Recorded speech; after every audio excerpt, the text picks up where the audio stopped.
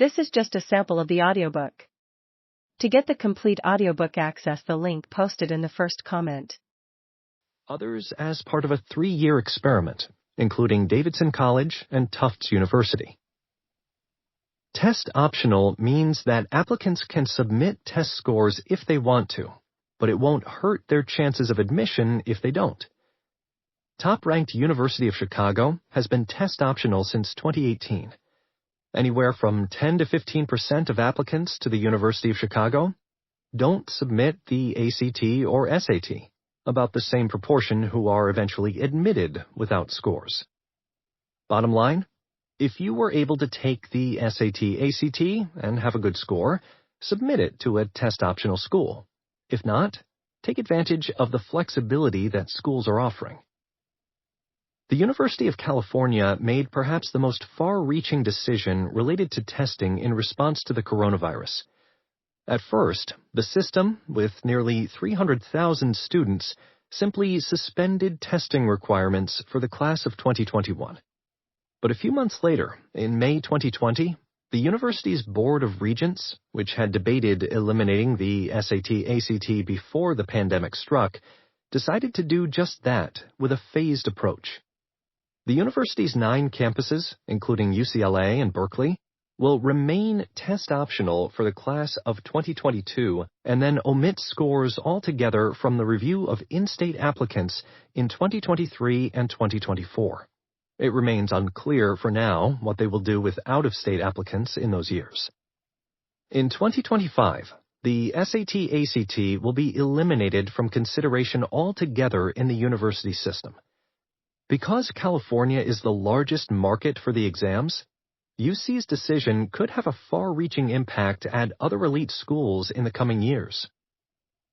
No matter what, however, students and their parents emphasize the SAT-ACT and prepping for the tests much more than the admissions officers who evaluate the scores.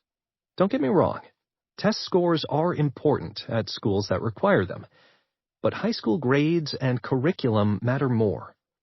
Research shows that the courses students take and how well they do in them are the 2 leading indicators of how students will perform in college.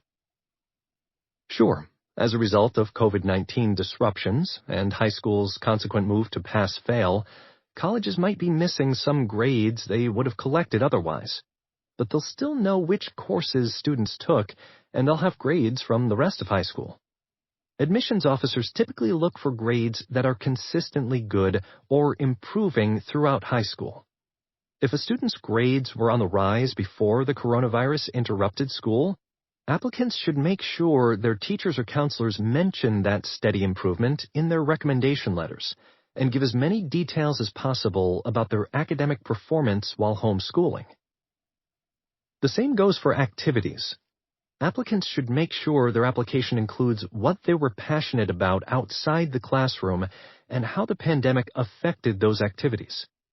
As you'll come to see, if you don't tell admissions officers what really matters to you, they'll never know. Don't fret if you can't get to campus before you apply to a school. Even before COVID-19, most campus visits were made in April, after a student was accepted by a school. In the meantime, take virtual tours and attend online information sessions. Learning about a college virtually, however, takes much more work than a physical visit. Go beyond what colleges are offering and look for students on social media who attend the schools you're interested in. Search through Reddit and YouTube for threads and videos about the campuses. One frequent question I got from high school juniors in the early months of the pandemic was what might happen to their admissions chances if a large swath of the class of 2020 delayed their start to college. Don't worry. If students a year ahead of you need to apply again, admissions officers will be looking closely at what those teenagers did during their year off. Your senior year will be more current than theirs. Because of the pandemic, many colleges have fallen short of filling their freshman class in the fall of 2020. To make up for that shortfall, they'll need to admit and enroll more students from the class of 2021, and maybe in the classes beyond, to provide a financial cushion, potentially giving you a leg up. COVID-19 disrupted the lives of nearly everyone around the globe, including those who will be reviewing your application. During the year I spent inside